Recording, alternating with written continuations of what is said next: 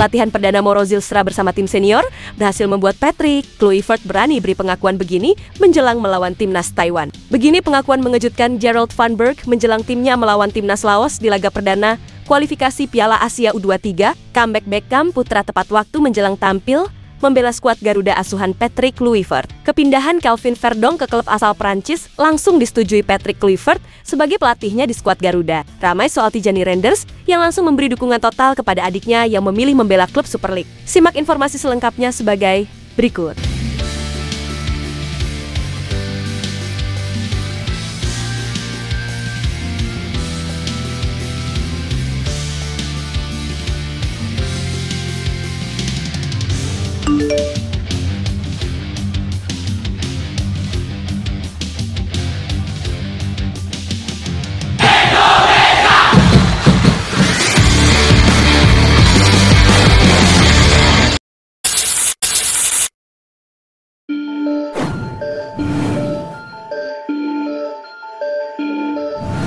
Mauro Zylstra kini telah resmi bergabung ke timnas Indonesia dan langsung menjalani sesi latihan perdananya di bawah arahan Patrick Kluivert di lapangan ABC Surabaya pada Selasa malam tadi. Pemain kelahiran 9 November tahun 2004 itu terlihat antusias menjalani sesi latihan bersama rekan barunya di skuad Garuda. Ya, kehadiran Mauro Zylstra dalam sesi latihan itu tentu menjadi tambahan kekuatan baru bagi timnas Indonesia yang tengah bersiap menghadapi Taiwan dan Lebanon di agenda FIFA Matchday ini, di mana publik pun menantikan kontribusinya mengingat usianya yang masih muda namun dipercaya tampil di level internasional. Pemain berdarah Sunda yang berperan sebagai striker, ia digadang-gadang akan menjadi mesin gol di timnas Indonesia di masa depan, mengingat usianya yang masih 20 tahun. Dengan tinggi 188 cm, dengan kecepatan dan kekuatan fisik serta tubuh yang kekar, Mauro Zylstra tentu akan menjadi sosok yang sangat ideal dalam pertarungan di segala medan, di mana ia sudah membuktikan di beberapa level klub di Belanda, dan salah satunya ia ikut berjasa dalam mengantarkan FC Volendam promosi ke Eredivisie di musim ini. Ya, dengan bergabungnya Mauro Zylstra ini tentu hal ini akan menjadi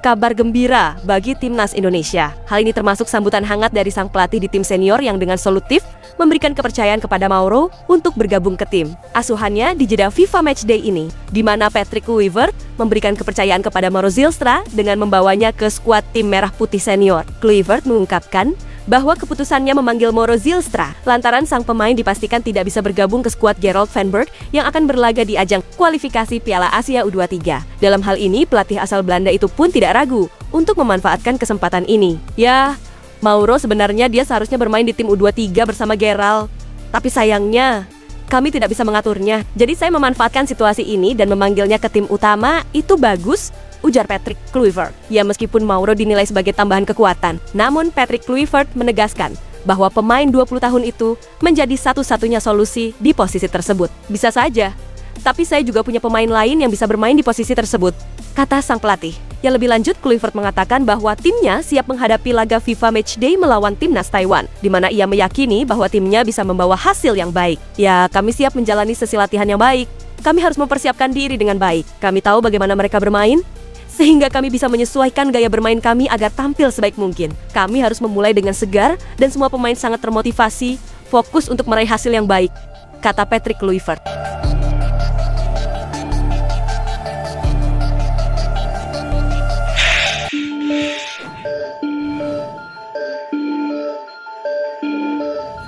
Pelatih timnas Indonesia U23 yaitu Gerald van Berg kini disebut mengamuk menjelang laga timnya melawan timnas Laos U23 di Matchday pertama grup J kualifikasi Piala Asia U23 ini, di mana ia disebut kesal karena mayoritas pemain timnas Indonesia U23 hanya berstatus personel pelapis di klubnya masing-masing. Ambil contoh saja seperti penyerang andalan timnas Indonesia U23 yaitu Jens Raven, di mana ia di 3 laga awal yang dijalani sang klub di Super League musim ini. Penyerang 19 tahun itu hanya total bermain 43 menit, di mana ia bermain 14 menit di saat Bali United bermain melawan Persik Kediri, lalu bermain 8 menit ketika sang tim ditahan Malut United, serta hanya turun 21 menit di saat timnya tumbang dari Persebaya Surabaya. Ada pemain-pemain yang baik, begitu mereka klubnya masing-masing, tapi mereka tidak bermain. Ada pemain yang bisa bermain 3 permainan di timnas Indonesia U23, tapi di klubnya hanya bermain 40 menit.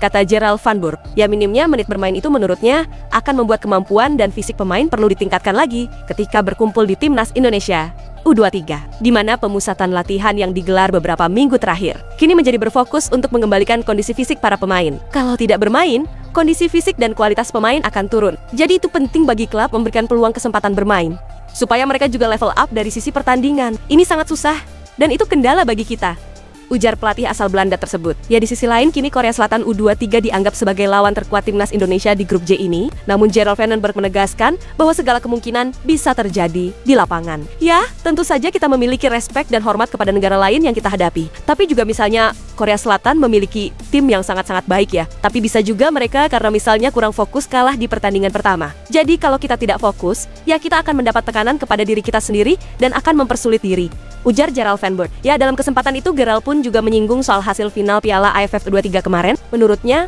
laga itu menjadi bahan evaluasi penting. Kalau kita melawan Vietnam kemarin, kita memiliki bola possession hampir 60-70%. Jadi kita memegang itu sudah baik.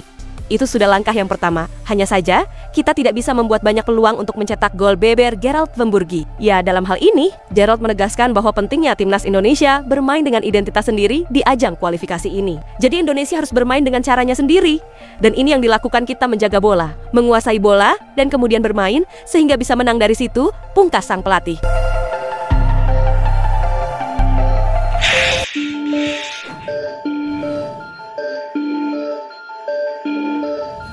Bintang muda Timnas Indonesia yaitu Beckham Putra kini memohon doa dan dukungan ketika dirinya menjalani tugas negara bersama skuad Garuda. Ya diketahui, bintang Persib Bandung itu masuk ke dalam daftar skuad Garuda yang dijadwalkan akan melakoni 2 laga uji coba di FIFA Matchday ini, di mana Timnas Indonesia akan menghadapi Timnas Taiwan pada 5 September ini. Lalu kemudian melawan Timnas Lebanon 3 hari berselang. Nantinya seluruh pertandingan akan dimainkan di Stadion Gelora Bung Tomo, Surabaya. Ya bagi Beckham Putra kesempatan ini tentu terasa spesial. Hal ini karena ia sempat menepi akibat mengalami cedera, di mana pemain berusia 23 tahun itu sudah dalam kondisi bugar dan siap menunjukkan permainan terbaiknya di skuad tim Merah Putih. Alhamdulillah sudah bisa mengikuti latihan step by step dan akan berangkat menuju tim nasional. Doakan semoga lancar dan tidak ada masalah, kata Beckham Putra, yang juga sempat mendapatkan kesempatan bertukaran jersey dengan bintang Liverpool, yaitu Wataru Endo. Ya dalam hal ini, ia pun bertekad akan memberikan kontribusi yang terbaik jika mendapatkan kesempatan bermain. Baginya, setiap menit yang diberikan oleh sang pelatih harus bisa dibayar dengan kerja keras dan dedikasi total. Yang penting setiap ada kesempatan dimanfaatkan dan memberikan yang terbaik, terang Beckham Putra. Ya, kini tinggal doa dan dukungan publik yang bisa menjadi bahan bakar tambahan bagi Beckham Putra untuk menjawab kepercayaan di Timnas Indonesia nantinya.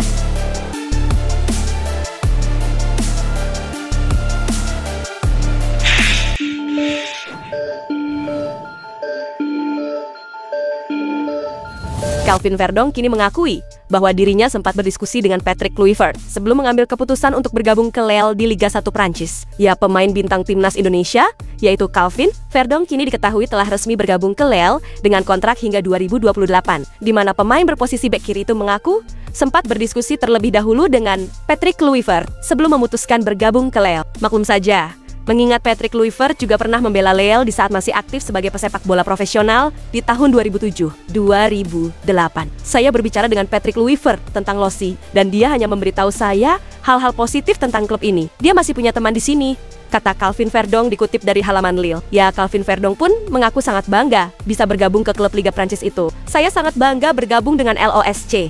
Saya jelas sudah mengenal klub ini sebelum bergabung. LOSC adalah klub Prancis yang hebat, yang memenangkan Liga dan Trofi Champions di tahun 2021, di liga yang tangguh dan fisik, dengan pemain-pemain yang sangat bagus, kata Calvin Verdong. Target saya untuk berkembang sebagai pemain, juga sebagai pribadi, dan mengapa tidak memenangkan trofi, ucap Calvin Verdong menambahkan. Ya, dengan kepindahan ini, Calvin Verdong pun mencatatkan sejarah baru sebagai pemain Indonesia pertama yang bermain di kasta tertinggi di Liga Prancis. Saya tidak sabar untuk memulai dan bertemu rekan satu tim saya, tetapi juga para pendukung, kata Calvin Verdong. Itulah ulasan terkini hangat dan menarik yang dapat kami sajikan hari ini. Jangan lupa, dukung terus tim Merah Putih di channel ini, dan salam olahraga.